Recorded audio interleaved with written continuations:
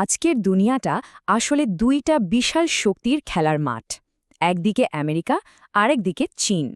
ওদের এই যে প্রতিযোগিতা, এটাই কিন্তু ঠিক করে দিচ্ছে আমাদের ভবিষ্যৎটা কেমন হবে। চলুন এই লড়াইটা একটু কাছ থেকে দেখা যাক। ব্যাপারটা কিন্তু খুব সহজ।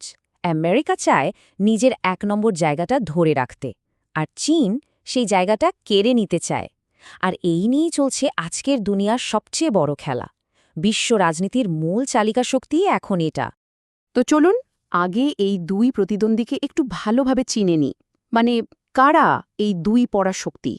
কিছু সাধারণ তথ্য দিয়ে শুরু করা যাক, যেমন ধরুন রাজধানী, ভাষা, মুদ্রা। আয়তনের দিক থেকে দেখলে দুটো দেশই কিন্তু বিশাল, কিন্তু এখানেই মিল শেষ, অমিলটাই বেশি। আর আসল পার্থক্যটা কিন্তু আরও গভীরে। আর এইখানেই দেখুন আসল পার্থক্যটা, জনসংখ্যা। আমেরিকার প্রায় ৩৩ কোটি মানুষের বিপরীতে চীনের আছে প্রায় ১৪১ কোটি। ভাবা যায়, এই বিপুল মানব সম্পদই কিন্তু চীনের অন্যতম বড় একটা শক্তি। তাদের মধ্যে সবচেয়ে বড় পার্থক্যটা কিন্তু রাজনৈতিক সিস্টেমে। একদিকে আমেরিকার ফেডারেল ডেমোক্রেসি, মানে বহুদলীয় গণতন্ত্র, আর অন্যদিকে চীনের একদলীয় সমাজতান্ত্রিক শাসন। দুটো একেবারে ভিন্ন মেরুর বিচারধারা। আচ্ছা, এবার আসা যাক আসল লড়াইয়ের ময়দানে। এখনকার যুদ্ধ তো আর তলোয়ার বা বন্দুক দিয়ে হয় না, তাই না? এখন যুদ্ধ হয় অর্থনীতি আর প্রযুক্তি দিয়ে। তো অর্থনীতির এই খেলায় ১ নম্বর খেলোয়াড় এখনও কিন্তু আমেরিকাই। বিশ্বের সবচেয়ে বড় জিডিপি তাদেরই।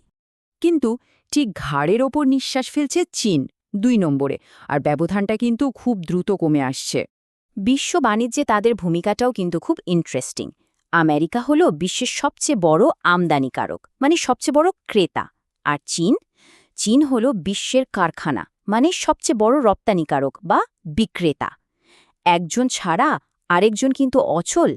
যদি আমরা বড় বড় কোম্পানিগুলোর দিকে তাকাই তাহলে দেখব একদিকে আছে আমেরিকার অ্যাপল, অ্যামাজনের মতো টেক জায়ান্ট, অন্যদিকে চীনের আছে হুয়াওয়ে, আলিবাবার মতো বিশাল প্রতিষ্ঠান।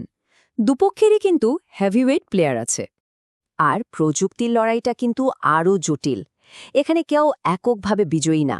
যেমন আমেরিকা হয়তো এআই বা সেমিকন্ডাক্টরে এগিয়ে, তো চীন আবার 5G আর ম্যানুফ্যাকচারিং প্রযুক্তিতে দুনিয়া কাঁপাচ্ছে। লড়াইটা চলছে এক একটা নির্দিষ্ট ক্ষেত্রে সেরা হওয়ার। এই যে অর্থনীতি আর প্রযুক্তির লড়াই, এর প্রভাব কিন্তু শুধু ব্যবসা বাণিজ্যের মধ্যে সীমাবদ্ধ নেই। এটা এখন ছড়িয়ে পড়েছে বিশ্বজুড়ে, সামরিক আর কূটনীতিক ক্ষেত্রেও। চলুন সেই দিকটাও একটু দেখা যাক। সামরিক খরচের দিক দিয়ে দেখলে আমেরিকা এখনও ধরা ছোঁয়ার বাইরে। তাদের সামরিক বাজেটটা দেখুন, বিশ্বের বাকি অনেক দেশের সম্মিলিত বাজেটের থেকেও বেশি।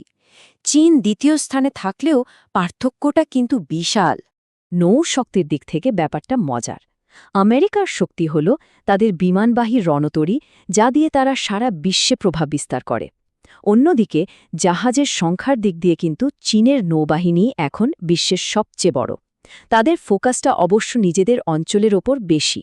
বিশ্বে প্রভাব বিস্তারের কৌশলও দুজনের দুই রকম। আমেরিকা চলে তাদের পুরনো সামরিক জোট, যেমন ন্যাটো, আর তাদের সফট পাওয়ার দিয়ে। অন্যদিকে চীনের তুরুপের তাস হল তাদের বেল্ট অ্যান্ড রোড ইনিশিয়েটিভ বা BRI, মানে বিশাল বিশাল লোন দিয়ে বিভিন্ন দেশে রাস্তা, বন্দর তৈরি করা। তাহলে প্রশ্ন হল, এই লড়াইয়ে শেষ পর্যন্ত কে জিতবে? এর উত্তরটা হয়তো লুকিয়ে আছে তাদের নিজেদের শক্তি আর দুর্বলতার মধ্যেই। আমেরিকার সবচেয়ে বড় শক্তি হল তাদের প্রযুক্তি, বিশ্বজুড়ে সামরিক উপস্থিতি আর শক্তিশালী ডলার। কিন্তু তাদের দুর্বলতার দিকও আছে, যেমন দেশের ভেতরের রাজনৈতিক বিভেদ, বিশাল সরকারি ঋণ আর স্বাস্থ্য খাতের বিপুল খরচ। আর চীনের দিকে যদি তাকাই, তাদের শক্তি হল বিশাল উৎপাদন ক্ষমতা আর খুব দ্রুত সবকিছু তৈরি করে ফেলার ক্ষমতা। কিন্তু দুর্বলতা, সীমিত নাগরিক স্বাধীনতা, অন্যান্য দেশের সাথে বাণিজ্য নিয়ে ঝামেলা, আর তাদের জনসংখ্যা বৃদ্ধির হারও কিন্তু কমে আসছে। তাহলে দেখুন, এই লড়াইটা কিন্তু শুধু আমেরিকা আর চীনের মধ্যে নেই। এর প্রভাব পড়ছে সারা পৃথিবীর ওপর। দেশগুলোকেও ভাবতে হচ্ছে তারা কার পক্ষ নেবে, কিভাবে নিজেদের স্বার্থ রক্ষা করবে। এই দুই দানবের লড়াইয়ের মধ্যে বাকি বিশ্বের ভবিষ্যৎ কী? এটাই এখন $1,000,000 প্রশ্ন।